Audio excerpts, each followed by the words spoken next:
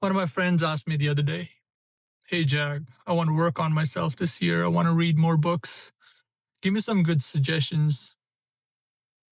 And before I started lecturing him about books, I just thought to myself, all the books that I've read so far in my life, what have I actually learned from all the reading? And when I looked closely, I thought that reading books didn't help me nearly as much as doing any kind of self reflection, journaling, meditation, or self observation. And that's when I realized that if you're constantly reading books or chasing the new books, there's a very high chance that you're avoiding something far more important, your own life. Reading books doesn't make you a better person. Reading books doesn't make you intelligent. It's not proof of growth. In my case, it is just a it's just a socially acceptable way to procrastinate. We live in a time where people read more than ever, know more than ever, and quote stuff more than ever, and yet they understand themselves less than ever. And I don't think this is a coincidence. I think I think books made sense when information was rare, when knowledge was locked behind institutions, when your only access to ideas was through paper and ink. In that world, reading was liberation. But today, information is everywhere. Reading books is not a necessity; it's a habit, and habit that has not been helping us grow so far recently. I think most people don't read books to grow. I think that's what I'm trying to get to here. They read books to borrow an identity. They read to feel smart. They read to feel disciplined. They read to feel like they are on the right track. They're learning stuff. But feeling like you're progressing and actually progressing are not the same thing. If you go deeper, just think for a moment, like a book. A book is someone else's mind, someone else's experiences, someone else's conclusions, someone else's timing, someone else's mistakes. And they're properly filtered, edited, and softened for the common man to understand, to be marketable. And instead of living your own life deeply enough to extract wisdom from it, you outsource that work to a stranger. That's not growth. That is not self improvement. That is intellectual dependency. Think about how absurd it actually is. You wake up every day inside your own consciousness. You experience fear, desire, envy, boredom, ambition, resistance, failure. You react to people. You fail. You repeat patterns. You make the same mistakes again and again.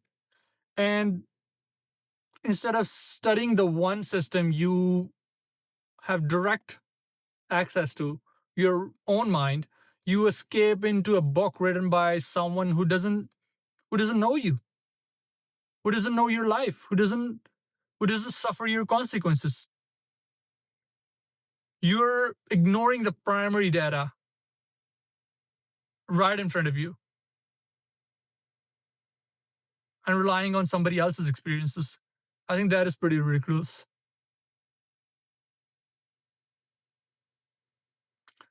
I think the meaning that you extract from book does not come from the book. It actually comes from you. Read the same book at two different phases of your life, and it's going to hit you different. The book didn't change. Your realization or your learning changed because you changed. The insight was never in the text. It was hidden in your own experience. Your own life taught you the lesson. The book just gave you a language to understand it. That means if insight depends on the reader, why are we obsessed over reading books instead of understanding the reader? I think this is where modern self help culture quietly fails most people. It trains them to replace self observation with consumption. Instead of sitting with confusion, they look for answers. Instead of examining the patterns from their own life, they look for frameworks. Instead of confronting themselves, they compare themselves.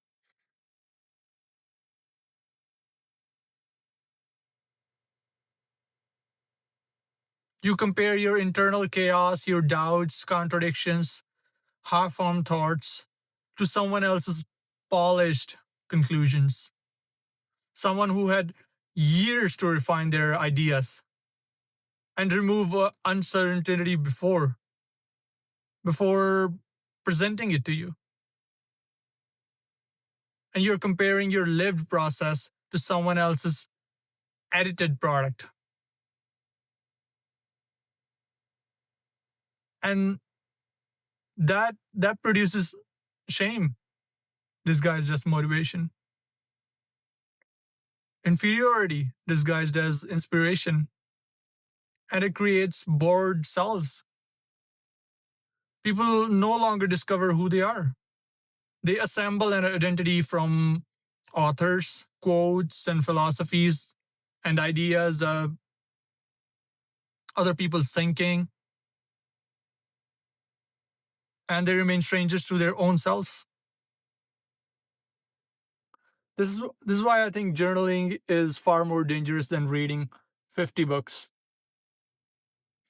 Write down what you thought today, what triggered you, what you avoided, what you rationalized, what you promised yourself and you didn't do. Then reading months later, nothing humbles you more than that. Nothing exposes self deception more clearly. No author can show you your patterns the way your own behavior does. And then meditation. I really think meditation is the best thing ever because meditation goes deeper, even deeper because it removes the language entirely. You sit with yourself still long enough.